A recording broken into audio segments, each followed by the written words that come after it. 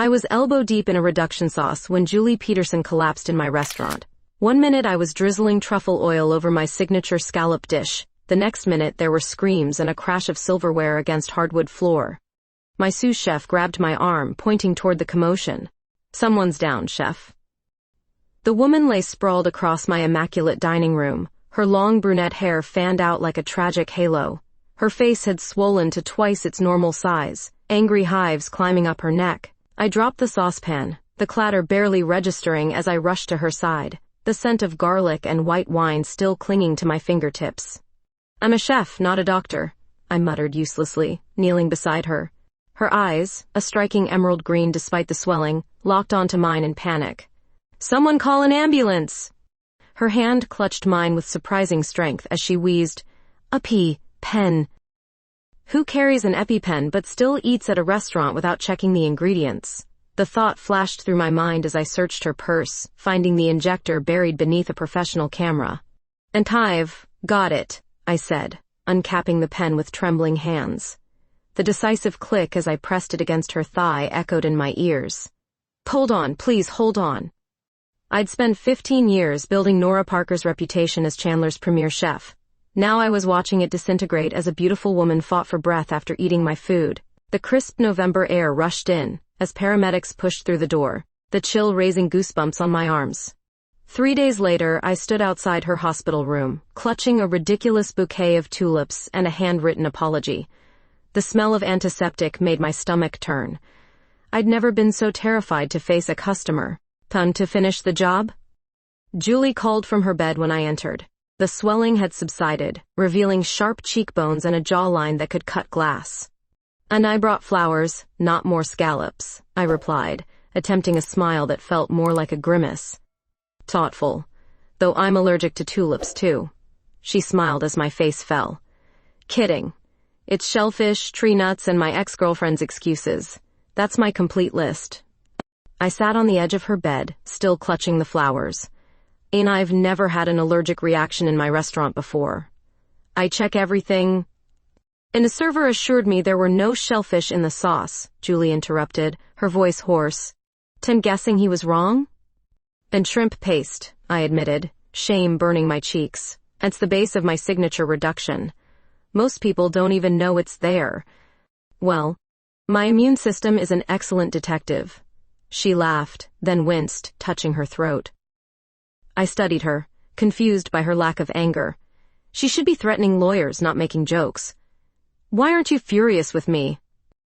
Julie's gaze softened. "Because I didn't tell them about my allergy. I was on a blind date. Trying to impress her by being adventurous. Did it work?" The question slipped out before I could stop it. Sil left when the ambulance arrived. Said medical emergencies weren't her thing. I whistled. "That's cold. And lukewarm at best." Julie's laugh transformed her face, crinkling the corners of those mesmerizing green eyes. "Anyway, my near-death experience is hardly your fault." I set the flowers on her nightstand, noticing the photography books stacked beside her water pitcher. "Are these yours?" "And shoot extreme sports for adventure magazines." She gestured to a framed photo on the wall, a rock climber suspended against a vertiginous drop. "Or I did, until my new editor suggested I'm not extreme enough for the beat. Nearly dying in a 5-star restaurant seems pretty extreme to me. Not the kind of risk-taking he had in mind." She sighed, plucking at her hospital blanket. The silence stretched between us, filled with unsaid things. I stood to leave, then paused. "I know this sounds crazy, but I want to cook for you again." "Are you trying to kill me after all?" "I'm going to create a menu you can actually eat," I declared, surprising myself with my determination. Give me another shot?" Julie tilted her head, studying me with those photographer's eyes that seemed to see more than I wanted to reveal. "I don't need your pity, Chef Parker." "It's not pity," I insisted, though I couldn't quite explain what it was. "Consider it a professional challenge."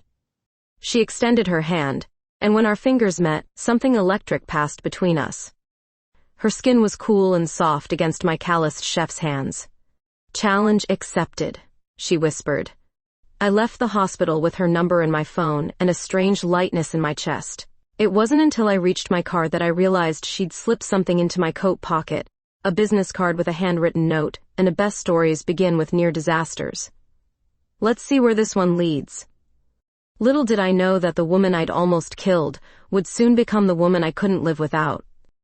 I've never been one to back down from a challenge, but creating an allergen-free menu for Julie Peterson was testing my culinary limits. For the third night that week, I found myself at her apartment door, armed with containers of experimental dishes and an increasingly confusing flutter in my stomach. Why delivery for the woman who makes chefs question their life choices? I called through the door. Julie opened it with a camera hanging around her neck, her brunette hair piled into a messy bun that somehow looked deliberate. And if it's more of that quinoa disaster from yesterday, I might need to reconsider this arrangement. And you wound me, I said, pushing past her into the apartment. The walls were lined with her photography, dizzying mountain peaks, surfers cutting through massive waves, and skydivers suspended in perfect blue. Tonight is different. I consulted an allergen specialist. Her kitchen was barely used, the mark of someone who'd given up on enjoying food. I spread my containers across her counter, uncovering each with a dramatic flourish. It roasted vegetable risotto with saffron, herb-crusted lamb with mint sauce, and dark chocolate mousse with raspberry coulis. Julie approached cautiously, inhaling the aromas with closed eyes. The camera clicked as she captured the dishes before tasting. Her fingertips brushed mine as she accepted the fork I offered, and that same electric current zipped between us. Sisses. And she paused after the first bite of risotto, her expression unreadable. Terrible, mediocre, barely edible, I supplied, suddenly nervous. Incredible. Her voice dropped to a whisper. I haven't tasted anything this good since before my diagnosis. Pride swelled in my chest as she worked through each dish, documenting every bite with her camera. The soft clicks became the soundtrack to our evening, punctuated by her little moans of pleasure that did strange things to my concentration. Why are you doing this, Nora? She asked finally, setting down her fork. You've proved your point. You can cook without killing me. The question caught me off guard. Why was I spending my precious free nights cooking for a woman I barely knew? And professional integrity, I offered lamely. Plus, I'm expanding my restaurant's menu. You're my test subject. Julie's eyes, those perceptive green eyes, saw right through me, soaked airtight. And you deliver personally to all your test subjects? Before I could formulate a response, she changed the subject. When there's a community garden cleanup tomorrow in the old district, the volunteer group could use more hands. She tilted her head. Unless you're too busy with your restaurant? I should have declined. Saturdays were inventory days. Instead, I heard myself say, what time should I be there? The next morning found me in clothes I never wore, jeans and a flannel shirt, kneeling in dirt alongside Julie and 20 other volunteers. The garden was a small patch of green wedged between concrete apartment buildings, desperately in need of attention. And I didn't peg you as the outdoor type, Julie said, passing me a trowel. Our hands touched briefly and I nearly dropped the tool. As there's dirt under these fingernails most days, I replied. Just usually from truffles and root vegetables. We worked side by side, weeding and turning soil. Julie's camera sat carefully protected on her backpack nearby, occasionally pulled out to capture the transformation of the garden. I watched her interact with the community members, patient with the elderly, playful with the children, and realized how little I knew about her beyond her allergies and profession. You're good at this, I observed during a water break. On a volunteering thing? Julie shrugged. You spend your life asking people to make accommodations for you, giving back feels important. She wiped sweat from her brow, leaving a smudge of dirt. What about you? Why does a head chef spend her Saturday pulling weeds? Because you asked me to was the honest answer, but I couldn't say that.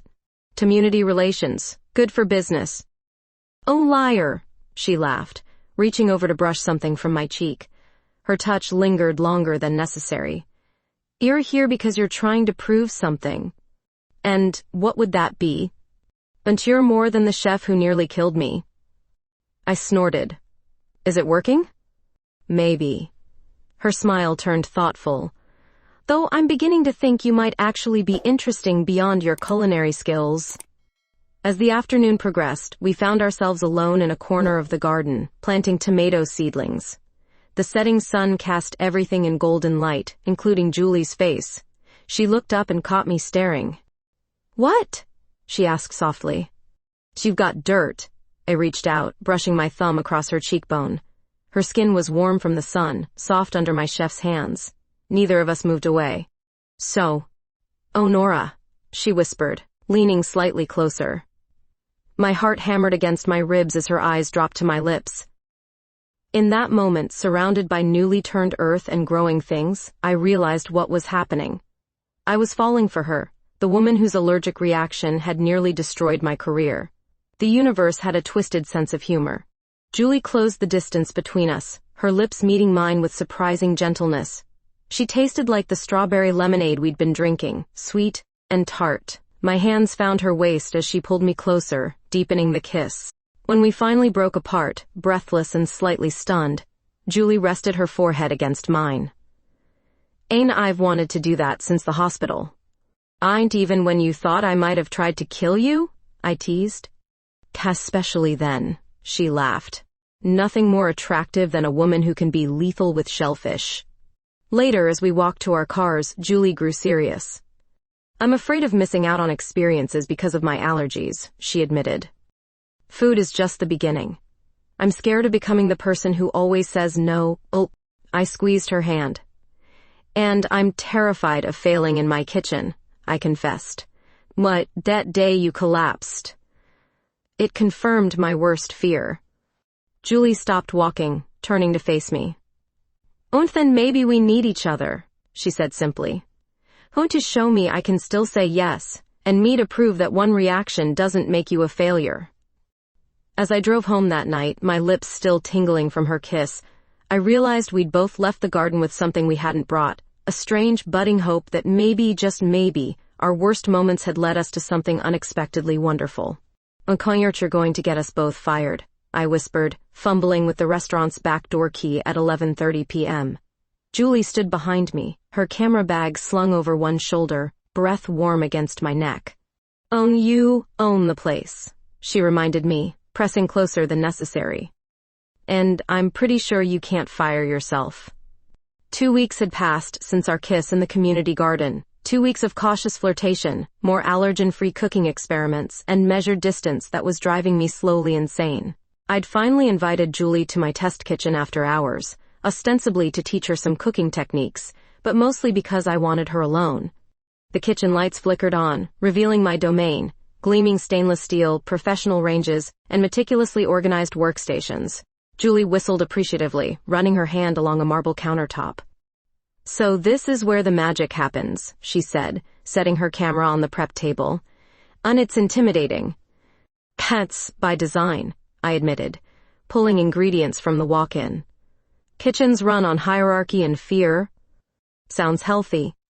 I laughed, tying an apron around my waist before offering her one. "Tonight, we're making pasta from scratch. No allergens, I promise." Julie eyed the flour suspiciously. "I've never made pasta. My cooking experience begins and ends with microwaving." "That's criminal," I declared, guiding her to the counter. "Everyone should know how to make at least one dish that impresses people." Standing behind her, I showed Julie how to form a well in the flour, cracking eggs into the center. My arms encircled her as we mixed the dough, her back pressed against my front. I could smell her shampoo, something with coconut, and found myself distracted by the curve of her neck. You're not paying attention," I murmured near her ear. "Neither are you," she countered, turning slightly so our faces were inches apart. "And is this actually about cooking?" I pulled back slightly, refocusing. "Yes, absolutely. Cooking is serious business." Julie smirked, but returned her attention to the dough. We worked in comfortable silence, rolling the pasta thinner and thinner.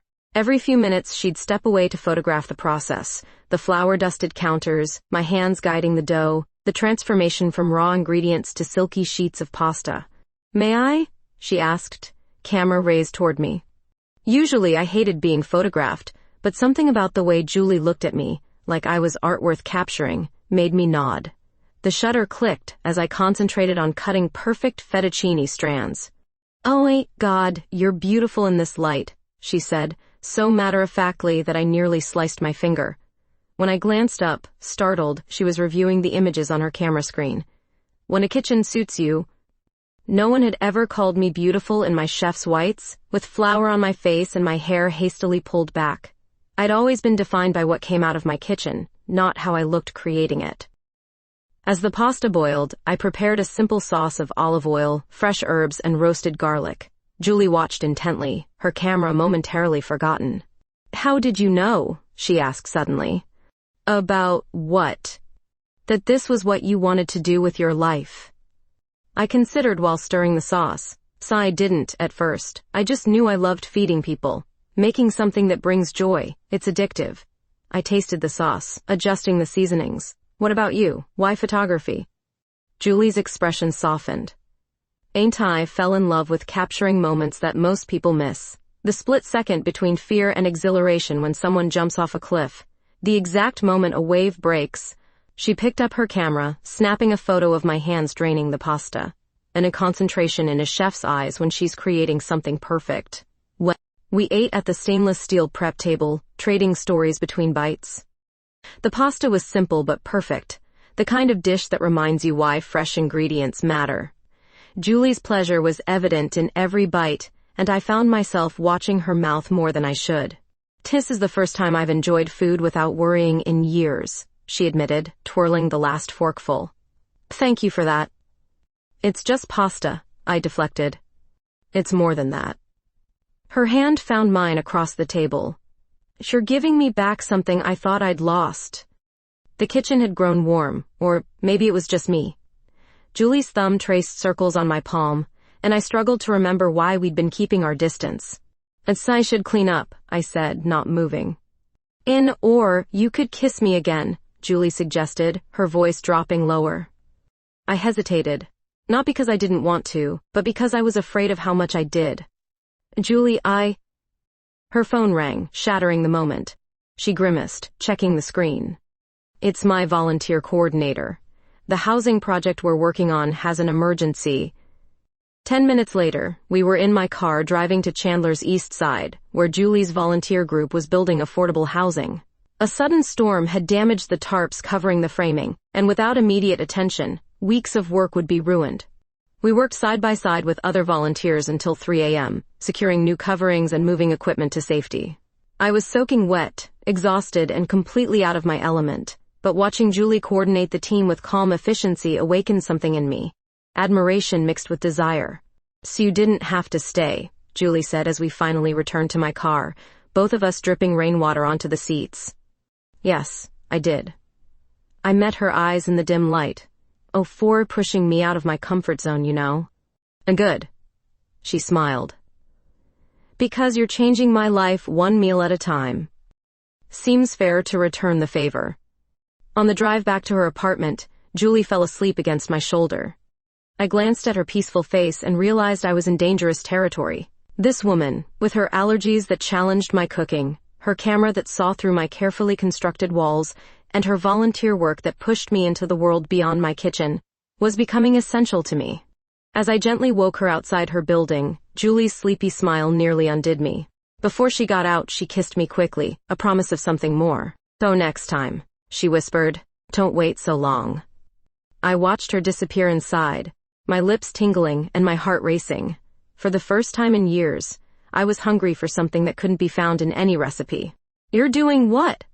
I nearly choked on my coffee, staring at Julie across my kitchen island. Sunday morning sunlight streamed through the windows, illuminating her determined expression. "Rock climbing, Devil's Canyon, next weekend." She took a casual bite of the allergen-free blueberry pancakes I'd perfected for her. "It's a 3-day expedition with some of the most extreme climbers in Arizona." "But you're allergic to shellfish and tree nuts, not heights," Julie cut in, her tone light but eyes challenging. "Tints is exactly what I've been talking about, Nora. I need to prove I'm not defined by my limitations." We'd been seeing each other for nearly a month, settling into a rhythm of cooking lessons, volunteer work, and increasingly passionate goodnight kisses. But this announcement felt like a bucket of ice water. "Isn't there a less dangerous way to prove that point?" I asked, trying to keep my voice level. Maybe something that doesn't involve hanging off a cliff by your fingertips? Julie set down her fork. My editor thinks I've lost my edge. That I play it too safe to cover extreme sports. She reached for my hand. Oh, I need this assignment, Nora. And what happens if you have a reaction out in the wilderness? Who's going to help you then? And I'll bring my EpiPens. The team has wilderness first responders. She squeezed my fingers. I'd thought this through. I pulled away, busying myself with cleaning up breakfast. When do you leave? Friday morning. We climb through the weekend. Julie's voice softened. So I wish you understood why this matters to me. The words tumbled out before I could stop them. And I'll come with you. Julie's jaw dropped. What? And I'll join the expedition, I repeated, already regretting my impulsive offer. I need someone who knows your allergies. I'll be your safety net. Nora, you're a chef. When's the last time you went hiking, let alone rock climbing? Never would have been the honest answer. I'm reasonably fit, I said defensively. How hard can it be? Julie's laughter filled the kitchen. Oh my God, you're serious. She stood, circling the island to face me. Oh, so you hate the outdoors. You complained for an hour about the bugs at the community garden. So I didn't hate it that much, I muttered. Her expression softened. You're worried about me. Of course I'm worried. You're talking about dangling hundreds of feet above certain death. Julie cupped my face in her hands. It's sweet. Completely unnecessary, but sweet. I'm coming, I insisted, my stubborn streak flaring. End of discussion. That's how I found myself, 5 days later, at a climbing gym being fitted for harnesses and climbing shoes, wondering what insanity had possessed me. Julie watched with barely suppressed amusement as an instructor named Brad explained basic climbing techniques. Remember, it's all in the legs, not the arms, Brad said, demonstrating on a short practice wall. And you're going to be sore in places you didn't know existed. 2 hours later, my forearms burned, my fingers felt permanently curled, and my pride was severely wounded. Julie, meanwhile, scaled the walls with natural grace, her photographer's eye helping her spot the best routes. Still sure about this weekend? She asked as she rappelled down beside me. Absolutely, I lied, rubbing my aching shoulders. Just getting warmed up. The skeptical arch of her eyebrow told me she wasn't convinced. By Friday morning, when we joined the expedition team at the trailhead, I was questioning all my life choices. 6 professional climbers, including Julie's editor Mike, greeted us with evaluating stares. Peterson, didn't know you were bringing a guest, Mike said, eyeing me dubiously. This is Nora. She's an experienced, outdoor enthusiast, Julie improvised. I fought the urge to glare at her. Great. Another rookie. Mike's dismissive tone made my cheeks burn. Just make sure she keeps up. The first day's hike to base camp nearly killed me. 8 miles of steep terrain with a 30-pound pack had my legs screaming.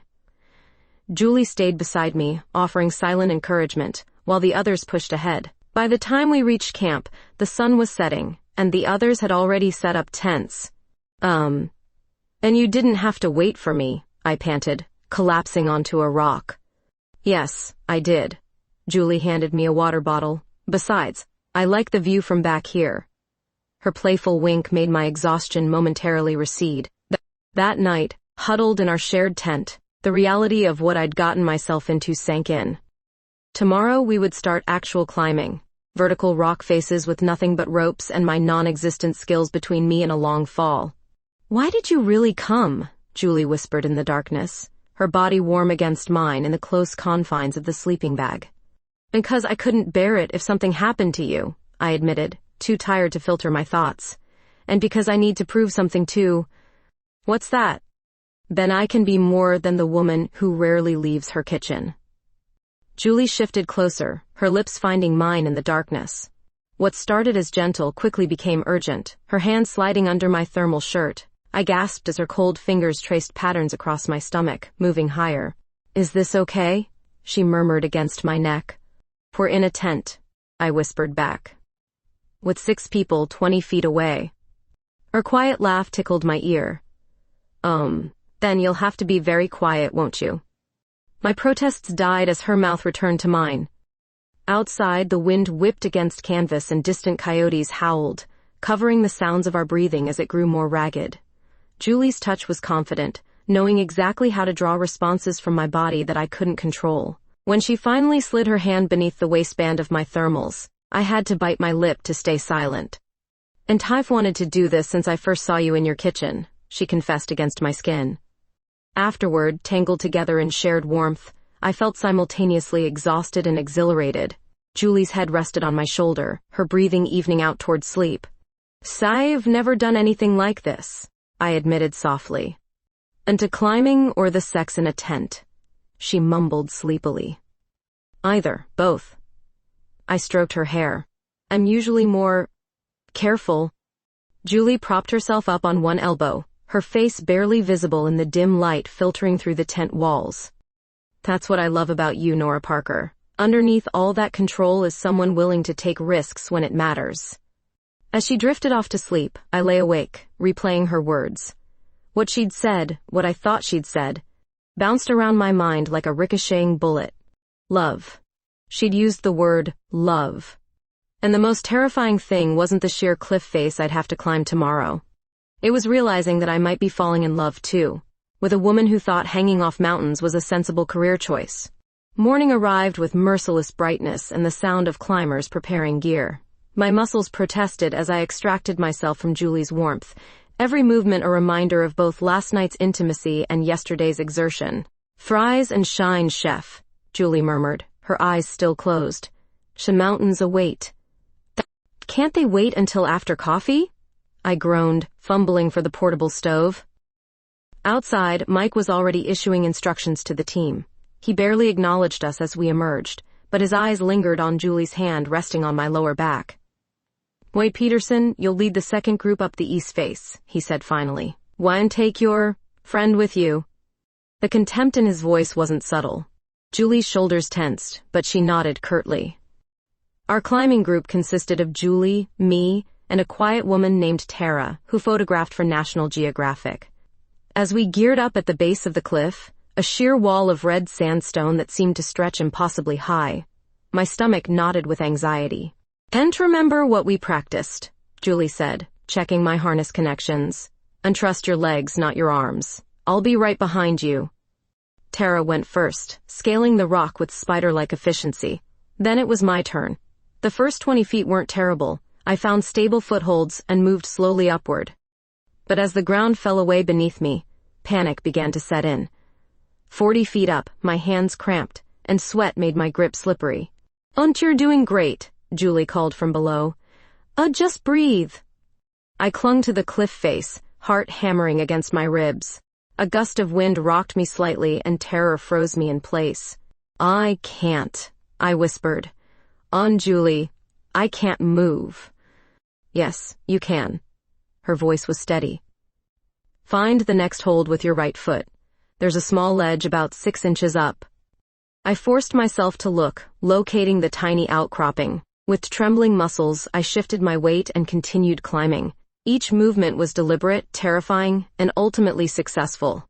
When I finally reached the first plateau where Tara waited, relief flooded through me. "Not bad for a chef," Tara commented, offering a water bottle. "Most first-timers don't make it past the halfway point without freaking out." Julie joined us minutes later, her face glowing with exertion and pride. "See? I knew you could do it." We continued upward throughout the day, scaling increasingly challenging sections. Despite my aching body and frayed nerves, I found myself experiencing unexpected moments of exhilaration, particularly when Julie's encouraging smile greeted me at each resting point. By late afternoon, dark clouds gathered on the horizon. The radio at Tara's hip crackled with Mike's voice ordering all climbers to descend immediately. "Storm's coming in fast," Tara explained, already preparing her rappelling gear. "We'll need to get down before it hits." We were nearly 2/3 of the way up the face, with at least an hour's descent ahead of us. As Tara disappeared over the edge, the first fat raindrops began to fall. "So you go next," Julie instructed, helping me into position. "So remember, slow and controlled." I was halfway down when the storm hit full force.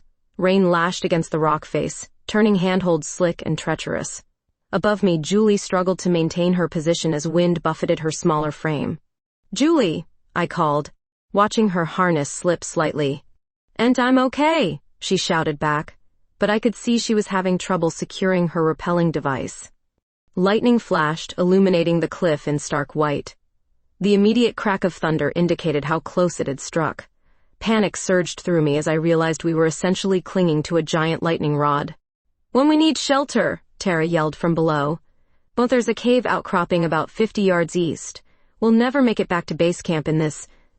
By the time we all reached the cave, we were drenched and shivering. The small natural shelter barely accommodated the three of us, but it provided relief from the driving rain. Outside, the storm intensified, sheets of water cascading down the cliff face. "A radio's dead," Tara announced after several attempts to contact the others. "Looks like we're spending the night here." Julie's teeth chattered as she huddled against the cave wall. Despite the relatively warm day, the rain and wind had dropped the temperature dramatically. I wrapped my arms around her, sharing what body heat I could. You must be loving this," she stammered, trying to smile through blue-tinged lips. "So, yes, being trapped on a mountain in a lightning storm is exactly my idea of a perfect weekend," I deadpanned, rubbing her arms vigorously. Tara managed to get a small emergency stove working, providing enough heat to take the edge off the chill. As darkness fell, we huddled together, sharing the meager supplies in our day packs. "Here," I offered Julie an energy bar from my pocket. "Last one?" She broke it in thirds, insisting we all share. As she bit into her portion, I noticed her brow furrow and her breathing quicken. "Julie?" Alarm shot through me as she fumbled with shaking hands for her backpack. "And tree nuts," she gasped, her lips already beginning to swell. "In the bar?" Horror washed over me as I examined the wrapper more closely. There it was in tiny print, and may contain traces of tree nuts. How could I have been so careless? "EpiPen," Julie wheezed, her throat visibly constricting. "Side pocket." I tore through her bag, locating the injector. With Tara's help, we administered the epinephrine and monitored Julie's breathing as the medication took effect. The swelling gradually subsided, but her breathing remained labored. "She needs medical attention," Tara said quietly. "Unitat injection will only help temporarily." I cradled Julie's head in my lap, stroking her rain-dampened hair. "I'm so sorry," I whispered. "And should have checked the label." Julie's hand found mine, squeezing weakly. "Always prepared," she managed, pulling a second EpiPen from her pocket. "See?" Relief mixed with admiration as I realized she'd been carrying backup medication all along. "And you're incredible, you know that?" "Tiant a good teacher," she murmured, her breathing steadier but still strained. "A chef who taught me to always bring extra ingredients." We passed the night in tense vigilance, Julie dozing fitfully while Tara and I took turns watching for signs of secondary reactions. By dawn, the storm had cleared, and Julie's condition had stabilized enough that she could move. The rescue team found us mid-morning, Mike leading the group with barely concealed irritation that morphed into concern when he saw Julie's condition. As the medical technician examined her, Julie reached for my hand. "Thank you," she said simply. "For what? Nearly killing you? Again?" She shook her head. "For being here. For knowing what to do." Her green eyes held mine. "For making me feel safe even when everything went wrong." In that moment, soaked and exhausted on a mountain ledge, I realized something fundamental had shifted between us. We'd seen each other at our most vulnerable and most capable. Whatever was growing between us wasn't just attraction or compatibility. It was a kind of trust I'd never experienced before. The helicopter arrived to transport Julie to the hospital for observation. As they lifted her into the aircraft, she pulled me close for a quick kiss. "Don't leave," she whispered against my lips. "Promise?" "Chunt wild horses couldn't drag me away," I assured her, watching as the doors closed and the helicopter rose into the clear morning sky. The hospital released Julie after 24 hours of observation, and I brought her back to my apartment, insisting she needed monitoring. In reality, I couldn't bear to let her out of my sight. The memory of her struggling to breathe in that cave haunted my sleep. "Sure hovering," Julie commented on the third morning as I placed fresh squeezed orange juice beside her on the couch. I'm fine, Nora. The doctors cleared me. Humor me, I said, checking her forehead for fever despite knowing she had none. Another day of rest won't kill you. It might, she grumbled, reaching for her camera on the coffee table. I need to submit these photos to Mike by tomorrow, or I can kiss the assignment goodbye. The mention of the expedition leader made my jaw clench. We hadn't discussed the photos since returning from Devil's Canyon, just as we hadn't discussed what had happened between us in the tent or my whispered confession in the cave. I watched Julie scroll through her images, breathtaking shots of the canyon walls, climbers silhouetted against the sky, and surprisingly, several candid photos of me. In one, I was looking up at the cliff face, determination and fear mingled in my expression. Delete that one, I said, embarrassed. Not a chance. Julie's voice softened. This is my favorite. You were terrified but kept going anyway. She looked up at me. That's the definition of courage, you know? Before I could respond, Julie's phone rang. Mike's name flashed on the screen. He's been calling since we got back, she explained, silencing the ringer. Probably wants to know when I'm submitting the photos. And you should talk to him, I urged, ignoring the jealousy that flared whenever I thought about Julie's editor. The way he looked at her suggested their history wasn't purely professional. Julie sighed, but answered the next call. I busied myself in the kitchen, pretending not to listen as she discussed deadlines and photo selections. When her voice rose sharply, I abandoned the pretense. That wasn't the deal, she was saying. I delivered exactly what you asked for, proof I could handle extreme conditions. She paused, listening. Any allergic reaction has nothing to do with my capabilities as a photographer. My hands tightened around the dishcloth I was holding. Fine, Julie finally said. So I'll bring the full portfolio tomorrow. She ended the call, her expression stormy. What did he say? I asked, joining her on the couch. And he thinks the incident proves his point, that I'm a liability in the field. Julie's voice was tight with anger. He suggested I stick to safer assignments. That's ridiculous, I protested. Or allergies don't define your abilities. We've established that. Julie's gaze met mine. Have we? Because, from where I'm sitting, you've been treating me like I might break since we got back. The accusation stung because it contained a kernel of truth. I had been overprotective, haunted by how close we'd come to disaster. That's different, I argued. So I care about you. Mike's just being an ass. Is it different, though? Julie stood, pacing the living room. So you came on that expedition because you didn't think I could handle it alone. That's not true, I insisted, though we both knew it was.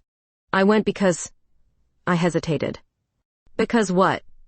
Because I'm falling in love with you, I blurted out. And the thought of you being in danger terrifies me. The words hung between us, heavy with implication. Julie stopped pacing, her expression unreadable. One can't protect me from everything, Nora, she said finally. And I can't be with someone who sees me as a problem to solve. That's not how I see you, I protested. Isn't it? Julie gathered her camera equipment. When you fixed my food issues, you hovered during the expedition, you've barely let me move since we got back. Where does it end? I struggled to articulate what I was feeling. I just want you to be safe. And I want to live, she countered. And to really live, not exist in some protective bubble. We stared at each other across the living room, the distance between us suddenly vast. I need some space, Julie said quietly. I need to handle this situation with Mike on my own terms. My chest tightened. You're leaving? And I'm going back to my apartment. She softened slightly at my expression. Just to think, Nora. To figure out what I want. I wanted to argue, to make her stay, but I recognized the determination in her stance. Okay, I said instead. Now take whatever time you need. After she left, my apartment felt unbearably empty. I wandered into the kitchen, my sanctuary, but even there I felt lost. Every corner reminded me of Julie, the special pans I'd bought for allergen-free cooking, the spice blends I'd created just for her. Days passed without word from her. I threw myself into work, creating new menu items and terrorizing my staff with perfectionism. At night, I stared at my phone, composing messages I never sent. 2 weeks after our argument, Lillian, my sous chef, cornered me in the walk-in freezer. "Whatever's eating you needs to stop," she said bluntly. "You're making everyone miserable, including yourself." "I don't know what you're talking about," I replied, rearranging frozen duck breasts with unnecessary force. "Bullshit." Lillian folded her arms. It's that photographer, isn't it? The one with the allergies." I sighed, my breath visible in the cold air. "I think I ruined it." "Then unruin it," she shrugged, as if it were that simple. "And you're Nora Parker. You don't give up when a sauce breaks, you fix it." Her words stayed with me through dinner service. As I plated the final dessert, I made a decision. If Julie wouldn't come to me, I would go to her, with a peace offering she couldn't refuse. I spent the night creating an allergen-free feast, packing it carefully in insulated containers. At dawn, I drove to Julie's apartment building, rehearsing what I would say. But as I approached her door, I heard voices inside, Julie's and a man's. Mike's distinctive laugh drifted through the wood, followed by Julie's response. They sounded comfortable, intimate even. My courage evaporated. I set the food containers down silently and retreated, the pain in my chest sharp and immediate. Back in my car, I stared blankly at the steering wheel. Had I imagined what was growing between Julie and me?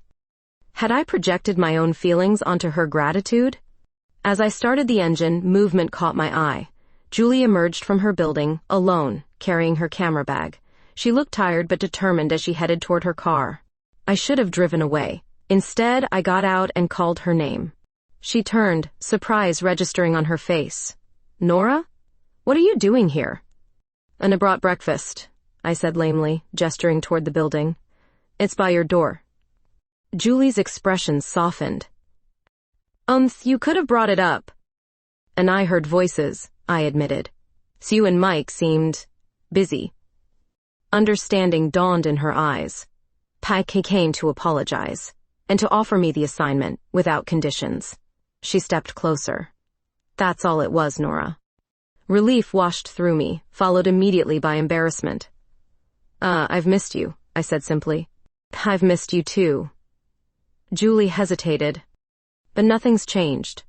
I still need to live my life without fear, and you still need to accept that includes risks." No. I took a deep breath. "And I'm trying. I can't promise I won't worry, but I can promise to respect your choices." Julie studied me for a long moment. "That's a start," she finally said. "And a good one." As the morning sun climbed higher, we stood in the parking lot, the distance between us still present but no longer insurmountable. There was healing to be done, understanding to be rebuilt, but for the first time in 2 weeks, I felt hope fluttering in my chest. Fragile but persistent. "So," Julie said, a small smile playing at her lips. Tell me about this breakfast you brought." Reconciliation came slowly.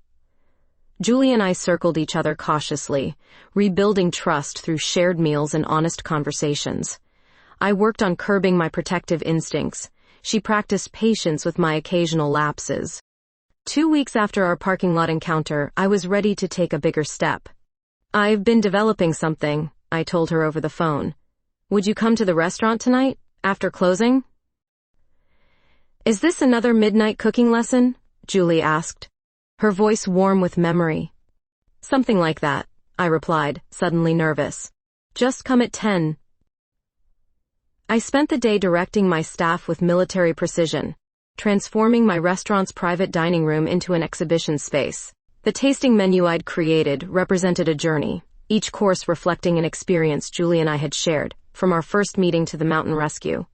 At 9:55, I lit the final candles and surveyed my work. The room glowed with soft light, each table displaying not only a course of the menu but enlarged photographs, Julie's work, which I'd secretly had printed. "What is all this?" Julie's voice came from the doorway, her expression a mixture of confusion and wonder as she took in the scene. I approached her, taking her hand. "So I call it allergen-free, a tasting journey." I guided her to the first table. Every dish tells our story. We moved through the space slowly. At each station, I explained the dish I'd created.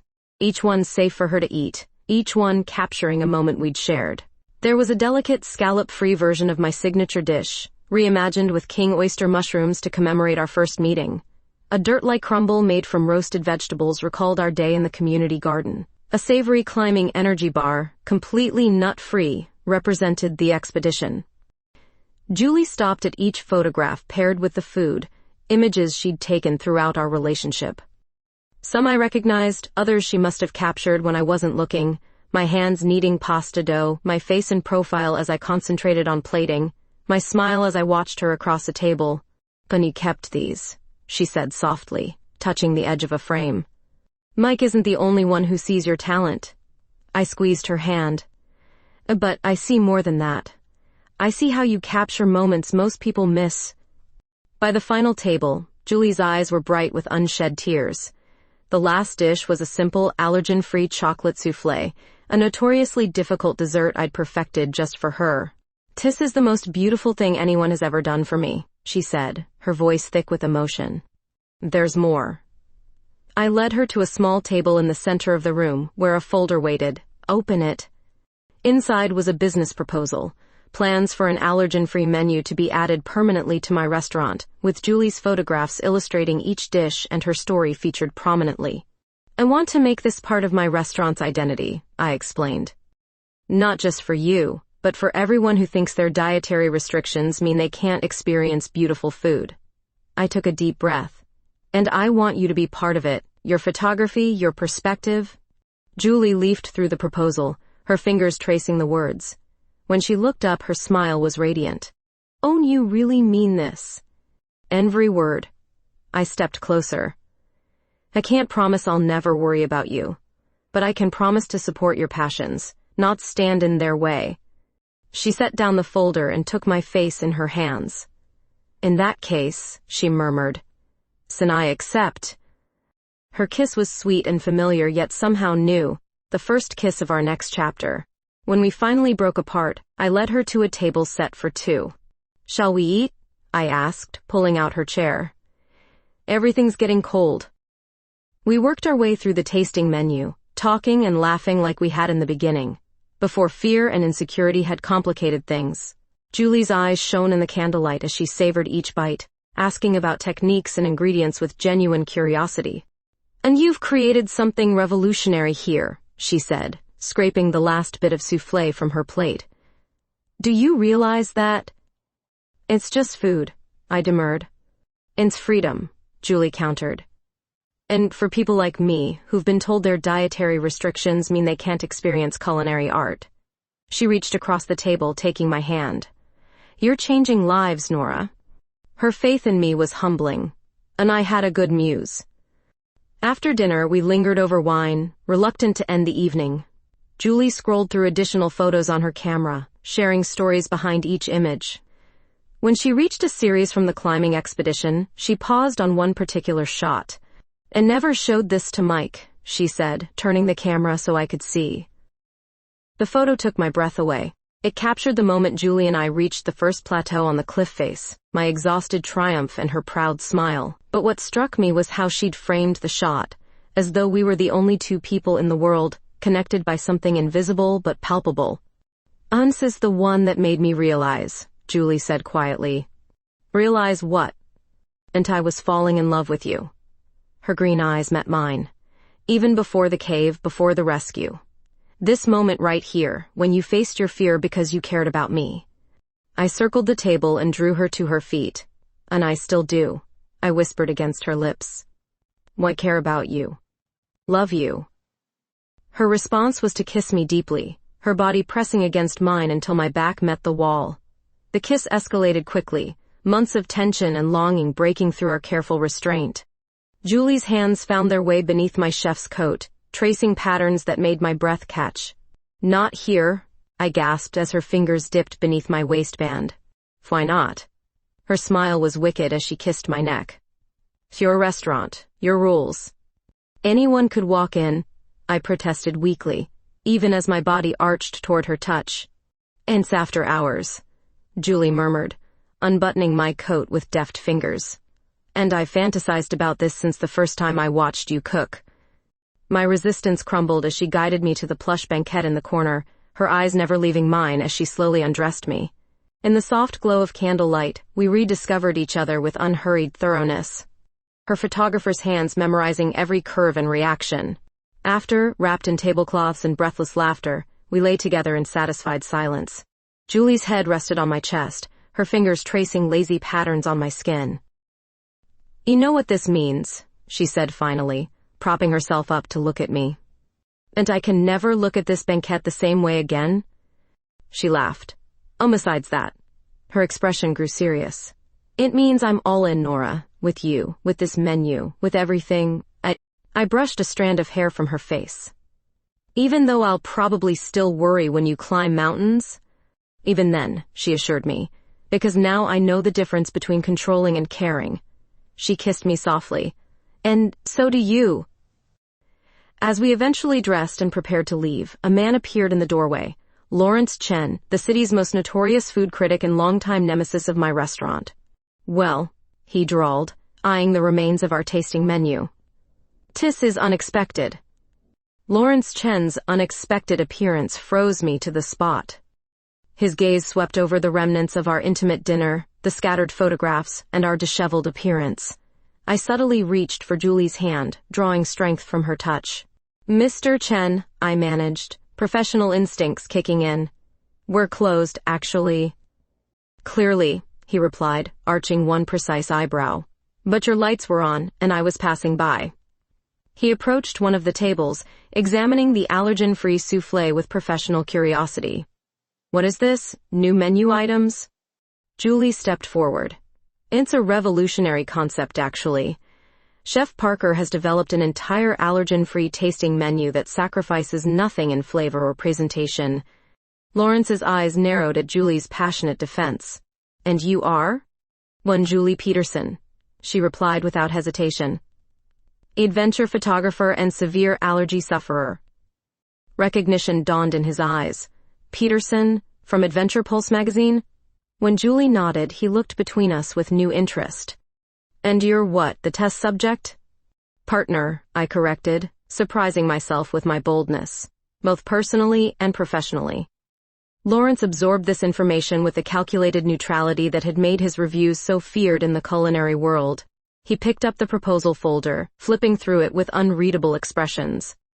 "May I?" he asked, gesturing to the remaining soufflé. Without waiting for my answer, he took a bite, closing his eyes as he considered the flavors. My heart pounded. Lawrence Chen had savaged my restaurant in his column 2 years ago, calling my cuisine predictably safe, despite its technical perfection. One word from him could either launch my new concept or kill it before it began. "Interesting," he said finally, setting down his fork. "No almond flour in the base?" "Sunflower seed flour," I replied, chef's pride overriding my anxiety. "Soup with a touch of coconut for richness." He made a note in the small black book he always carried. "And these photographs, they tell the story behind each dish?" Julie nodded. "Meant a visual connection enhances the emotional experience of the food." Lawrence studied us both for a long moment. "And I'd like to feature this," he said finally. "Exclusive first look at Chef Parker's new direction. Interview with both of you about the concept." I blinked in surprise. "You want to write about this? Positively?" "And I write about innovation, Chef Parker," he replied with a thin smile. "And this," he gestured at the room, "is the first truly innovative thing you've done since opening." After he left, Julie and I stared at each other in shocked silence before breaking into giddy laughter. Lawrence Chen's feature would put my allergen-free menu on the culinary map nationally. "Did that just happen?" Julie asked, wrapping her arms around my waist. "Tis, I think so," I replied, still dazed. He called me innovative. That's practically a love letter from Lawrence Chen. 3 months later, my restaurant was booming. Chen's glowing review had created a sensation, and reservations for the allergen-free tasting menu were booked months in advance. Julie's photographs lined the walls, telling our story to everyone who dined with us. We'd even been approached about a cookbook featuring our collaborative work. But success, as always, came with complications. "Umbali?" I repeated, staring at Julie across my kitchen island. She'd just announced she'd been offered a dream assignment photographing extreme surfers in Indonesia. "For how long?" 6 weeks, she said, watching my reaction carefully. It's an incredible opportunity, Nora. The kind that defines a career. 6 weeks felt like an eternity. We'd barely spent a night apart since Lawrence's review had cemented our professional and personal partnership. My heart constricted at the thought of her halfway around the world. "When do you leave?" I asked, working to keep my voice neutral. "That's the thing." Julie took a deep breath. "And I was hoping you might come with me." I blinked. "What about the restaurant?" "And we have the most capable staff in Arizona," Julie pointed out. "Lillian can handle the kitchen. And think about it, you could study Indonesian cuisine, create new allergen-free interpretations. It could be the next chapter in our culinary journey." The old Nora would have immediately refused. The restaurant was my identity, my safe space, but the woman I'd become since meeting Julie saw the possibility in her words. 6 weeks, I mused, possibilities blooming in my mind. First, that's a lot of Indonesian dishes to explore. Julie's face lit up. "Is that a yes?" Instead of answering, I pulled her close, kissing her deeply. "It's let me make some calls," I murmured against her lips. 2 weeks later, we held a goodbye dinner for our friends and staff. The restaurant buzzed with excitement as I announced Lillian's temporary promotion to head chef and our plans for incorporating Indonesian influences into our menu upon our return. "And to Chef Parker and Julie," Tara toasted, having become a regular at the restaurant since our mountain adventure, "for proving that the best journeys are the unexpected ones." As glasses clinked around us, Julie squeezed my hand beneath the table. "And ready for our next adventure?" she whispered. I looked around the restaurant I'd built, at the staff I'd trained, at the allergen-free dishes that had transformed my culinary perspective. Then I looked at Julie, my partner, my challenge, my love, and knew with absolute certainty that the greatest risk I'd ever taken was letting her into my carefully controlled life. "With you?" "Always," I replied. Later that night, we cut into the centerpiece of our celebration, an elaborate allergen-free cake I'd perfected specifically for Julie. As she took the first bite, her eyes widened in delight. "This is incredible," she exclaimed. "What's in it?" "Fata," I said with a smile. "It's my secret." I leaned closer, whispering in her ear, "But I'll teach you how to make it in Bali." Julie laughed. The sound still my favorite melody after all these months. Around us, friends and colleagues celebrated, unaware of the small velvet box hidden in my suitcase, already packed for our journey. Indonesia seemed the perfect backdrop for my next leap of faith. As the evening wound down, Julie pulled me onto the restaurant's small balcony. The desert night spread before us, stars puncturing the darkness like distant promises.